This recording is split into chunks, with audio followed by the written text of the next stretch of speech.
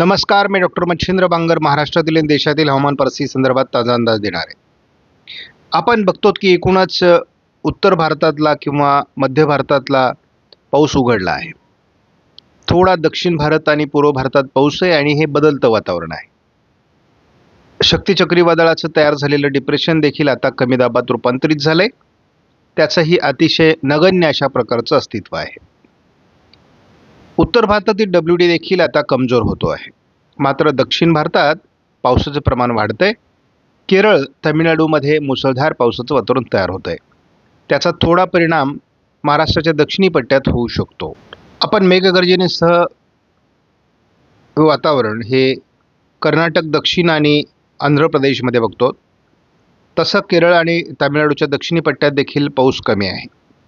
मात्र आपण बघतो की ओरिसा, छत्तीसगड, बिहार, झारखंड, पश्चिम बंगाल, पूर्वेकडील राज्यांमध्ये देखील आणि महाराष्ट्र, मध्य प्रदेश, उत्तर प्रदेश, गुजरात, राजस्थान आणि उत्तरेकडील सर्व राज्यांमधील पाऊस उघडला आहे. मान्सूनच्या परतीच्या प्रवासात तसा कोणताही अडथळा नाही. मात्र 24 तारखेपासून तर 9 तारखेपर्यंत गुजरातच्या आजबाजूने, तर 26 तारखेपासून 9 ऑक्टोबरपर्यंत उत्तर प्रदेशच्या बाजूने कोणत्याही प्रकारे मान्सूनच्या परतीच्या प्रवासात प्रगती झालेली नाही आहे. मात्र आता ही प्रगती आजपासून होऊ शकते असा अंदाज आहे, कारण बाष्प किंवा आर्द्रता ही बऱ्यापैकी कमी झाली आहे. GFS मॉडेलचा अंदाज बघण्यापूर्वी एक सूचना आहे, ती म्हणजे संध्याकाळचा व्हिडिओ आजपासून 10 तारखेपासून केवळ 48 तासाचा अंदाज दिला जाईल. तर सकाळचा व्हिडिओ सविस्तर 15 दिवसाचा असणार आहे. त्यामुळे एक व्हिडिओ पूर्णतः तर एक व्हिडिओ हा केवळ 48 तासासाठी सखोल अंदाज दिला जाईल. त्यामुळे अंदाज सांगण्याच्या पद्धतीत थोडा आपण आजपासून बदल करणार आहोत. GFS मॉडेलने आपण बघतो की सिंधुदुर्गमध्ये थोडं पावसाळी वातावरण दाखवलं आहे 10 तारखेला. 11, 12, 13, 14, 15, 16 तारखेपर्यंत कुठल्याही प्रकारचं पावसाळी वातावरण महाराष्ट्रामध्ये असणार नाही. थोडं विदर्भामध्ये ढगाळ वातावरण व्हायला सुरुवात होईल 16 तारखेला.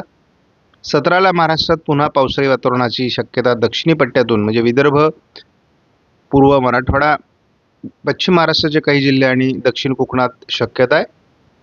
तीच परिस्थिती आपण 18 तारखेला किंवा 19 तारखेला बघतो आहोत. त्यामुळे पुन्हा एकदा 17, 18, 19 महाराष्ट्रात GFS मॉडेलने पावसाचा अंदाज दिला आहे. ECMWF मॉडेलनुसार आपण बघतो थोडं पूर्व विदर्भाच्या बाजूने वातावरण आहे. 11 तारखेला महाराष्ट्रात पावसाचा अंदाज नाही. 12 तारखेला देखील पावसाचा अंदाज नाही. 13लाही पावसाचा अंदाज नाही. 14 तारखेला विशेष पावसाचा अंदाज नाही. 15 तारखेला मात्र थोडी ढगाळ परिस्थिती महाराष्ट्राच्या दक्षिणी पट्ट्यातून सुरू होऊ शकते.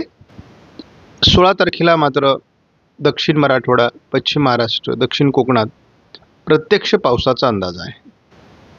मात्र हे पावसाचं वातावरण फार प्रभावी राहील असं वाटत नाही. त्यामुळं 17 तारखेला याचा प्रभाव कमी होईल. 18 तारखेलाही किरकोळ स्वरूपात हा पावसाचा अंदाज आहे. ECMWF मॉडेलनुसार हे वातावरण 19ला फारसं असणार नाही. 20 तारखेला थोडी ढगाळ परिस्थिती महाराष्ट्रात काही जिल्ह्यात असेल, परंतु प्रभाव नसणार आहे. मात्र 21 तारखेपासून नवीन वातावरण हे महाराष्ट्राच्या काही भागात प्रभावी होऊ शकतं असा अंदाज आहे. 22 तारखेला देखील महाराष्ट्राच्या दक्षिणी पट्ट्यात म्हणजे मराठवाड्याचा दक्षिणी भाग, पश्चिम महाराष्ट्र, दक्षिण कोकण या भागात पावसाचा अंदाज आहे. उत्तर महाराष्ट्र, विदर्भ, उत्तर कोकण या ठिकाणी पावसाचा अंदाज नाही. 23 तारखेला हे वातावरण दक्षिण कोकण आणि पश्चिम महाराष्ट्रातून अरबी समुद्राकडे सरकण्याची शक्यता आहे. 24 तारखेला एका नवीन कमी दाबामुळे महाराष्ट्राच्या बऱ्याच भागात म्हणजे विदर्भाच्या दक्षिणी पट्ट्यामध्ये चंद्रपूर, गडचिरोली, यवतमाळ, नांदेड, लातूर, धाराशिव, सोलापूर, सांगली, कोल्हापूर, रत्नागिरी, सिंधुदुर्ग, सातारा या जिल्ह्यात पावसाचा अंदाज निर्माण होईल, अगदी बीड, परभणीपर्यंत. आपण पहिल्या टप्प्यात बघतो की महाराष्ट्रामध्ये 15 तारखेपर्यंत सांगली सोलापूरचा दक्षिणी भाग, लातूरचा दक्षिणी भाग आणि गडचिरोलीच्या दक्षिणी भागात पावसाचा अंदाज आहे. आपण थोडं 16 ते 21 असा अंदाज बघितला तर नांदेड, लातूर, बीड, अहिल्यानगर दक्षिण, धाराशिव, सोलापूर, सांगली, कोल्हापूर, रत्नागिरी, सिंधुदुर्ग, सातारा, पुणे पूर्व या भागात पावसाचा अंदाज आहे. आणि हा अंदाज आपण जर 22, 23, 24 पुढे वाढवला तर आपल्या लक्षात येतं की उत्तर महाराष्ट्रामध्ये पावसाची शक्यता नाही किंवा थोडं अकोला, अमरावती, नागपूर, भंडारा, गोंदियाच्या उत्तरेकडून पाऊस नसणार आहे. परंतु इथे स्पष्ट संकेत आहेत. 22, 23, 24 असं जर वातावरण बघितलं तर महाराष्ट्राच्या दक्षिणी पट्ट्यात अगदी अहिल्यानगर, बीड, परभणी, नांदेड, चंद्रपूर, गडचिरोली, लातूर, धाराशिव, सोलापूर, सांगली, कोल्हापूर, रत्नागिरी, सिंधुदुर्ग, रायगड, पुणे, अहिल्यानगर या सर्व भागात पावसाचा अंदाज आहे, अगदी ठाणे जिल्ह्यापर्यंत. थोडं पूर्व विदर्भात आज ढगाळ वातावरण राहील. 11 तारखेला विशेष वातावरण नाही, परंतु उत्तरेकडून वारे सुरू झालेत. 12 तारखेला विशेष वातावरण नाही, 13लाही विशेष वातावरण नाही, 14 तारखेलाही महाराष्ट्रात पावसाचा अंदाज नाही. 15 तारखेला लातूर, धाराशिव, सोलापूर, सांगली, कोल्हापूर, सिंधुदुर्ग, चंद्रपूर, गडचिरोलीमध्ये थोडं वातावरण निर्मितीची शक्यता आहे. रात्री उशिरा आपण बघतो नांदेड, लातूर, धाराशिव, सोलापूर, सांगली, कोल्हापूरमध्ये जोरदार पावसाचा अंदाज 15 तारखेलाच आहे. 16 तारखेला मात्र ठाणे, पुणे, सातारा, सांगली, कोल्हापूर, रायगड, रत्नागिरी, सिंधुदुर्ग, अहिल्यानगर दक्षिण, बीड, लातूर, धाराशिव, सोलापूर, नांदेड दक्षिण, चंद्रपूर दक्षिण भागात पावसाचा अंदाज आहे. 17ला मात्र याचा प्रभाव कमी दाखवला आहे. 18लाही किरकोळ प्रभाव सिंधुदुर्गमध्ये असेल. 19 तारखेला तीच परिस्थिती आहे. 20लाही विशेष प्रभाव महाराष्ट्रात नाही आहे. 21 तारखेपासून मात्र महाराष्ट्रात पुन्हा पावसाला सुरुवात होते. नांदेड, परभणी, बीड, लातूर, धाराशिव, सोलापूर, सातारा, सांगली, कोल्हापूर, रत्नागिरी, सिंधुदुर्गमध्ये पाऊस असणार आहे. रात्री वातावरण अहिल्यानगर, बीड, जालना, छत्रपती संभाजीनगरपर्यंत किंवा हिंगोलीपर्यंत पोहोचू शकतं. 22 तारखेला हे वातावरण अगदी उत्तर महाराष्ट्रापर्यंत किंवा मराठवाड्याच्या संपूर्ण भागात, पश्चिम महाराष्ट्रामध्ये, दक्षिण कोकणामध्ये जोरदार असणार आहे. 23 तारखेला देखील मेघगर्जनेसह विजांच्या कडकडाटासह महाराष्ट्रात पाऊस होणार आहे. आणि हा पाऊस कोकण, पश्चिम महाराष्ट्र, मराठवाड्याचा दक्षिणी भाग आणि मध्य महाराष्ट्रातही असणार आहे. गडचिरोलीकडून पुन्हा नवीन वातावरण वाढतंय.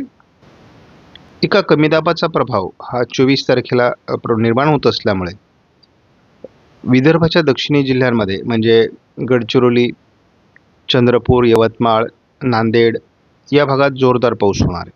त्यामुळे महाराष्ट्रात पुन्हा एकदा आपण ज्याला म्हणतो की त्रासदायक वातावरण तयार होणार आहे. आपण जर धावता अंदाज घेतला तर आपल्या लक्षात येईल की एक अरबी समुद्राच्या दक्षिणेला तर दुसरं कमी दाबाचं वातावरण हे 23 तारखेला विजयवाडाच्या दरम्यान तयार होईल.